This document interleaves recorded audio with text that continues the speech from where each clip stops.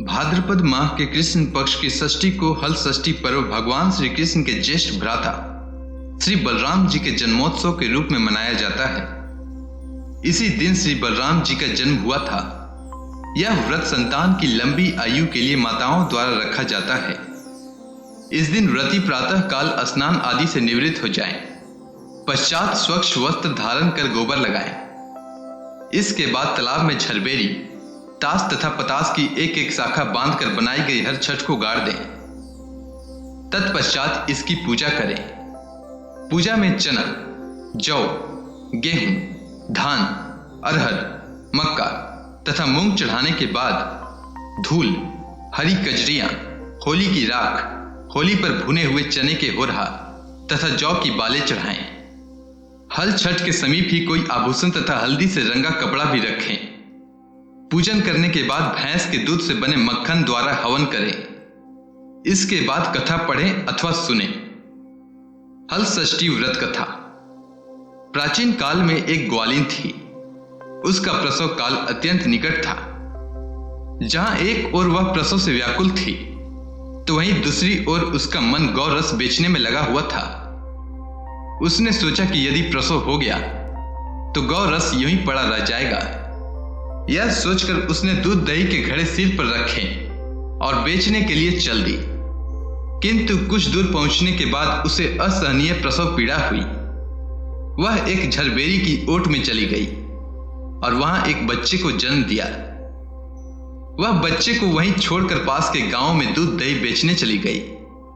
संयोग से उस दिन हल षष्ठी थी। गाय भैंस के मिश्रित दूध को केवल भैंस का दूध बताकर उसने सीधे साधे गांव वालों में बेच दिया। उधर जिस झरबेरी के नीचे उसने बच्चे को छोड़ा था, उसके समीप ही खेत में एक किसान हल जोत रहा था। अचानक उसके बैल भड़क उठे और हल का फल शरीर में घुसने से वह बालक मर गया। इस घटना से किसान बहुत दुखी हुआ। फिर भी उसने हिम्मत और धैर्य से काम लिया। उसने झरबेरी के कांटों से ही बच्चे के चिरे हुए पेट में टांके लगाए और उसे वहीं छोड़कर चला गया। कुछ देर बाद ग्वालिन दूध बेचकर वहां आ पहुंची। बच्चे की ऐसी दशा देखकर उसे समझते देर नहीं लगी कि यह सब उसके पाप की ही सजा है। वह सोचने लगी कि यदि मैंने झूठ बोलकर गाय का दूध न बेचा होता और गांव की स्त्रियों का धर्म भ्रष्ट न किया होता, तो मेरे बच्चे की यह दशा न होती। अतः मुझे लौटकर सब बातें गांव वालों को बताकर प्रायश्चित करना चाहिए। ऐसा निश्चय कर वह उस गांव में पहुंची जहां उसने दूध दही बेचा था। वह गली गली घूमकर अपनी करतूत और उसके फलस्वरूप मिले दंड का बखान करने लगी। तब स्त्रियों ने स्वधर्म रक्षार्थ और उस पर रहम खाकर उसे क्षमा कर दिया और आशीर्वाद दिया। बहुत सी स्त्रियों द्वारा आशीर्वाद लेकर जब वह पुनः झरबेरी के नीचे पहुंची, तो यह देखकर आश्चर्यचकित रह गई कि वहां उसका पुत्र जीवित अवस्था में पड़ा था। तभी उसने स्वार्थ के लिए झूठ बोलने को ब्रह्म हत्या के समान समझा और कभी झूठ न बोलने का प्रण कर लिया। कथा के अंत में इस मंत्र से प्रार्थना करें।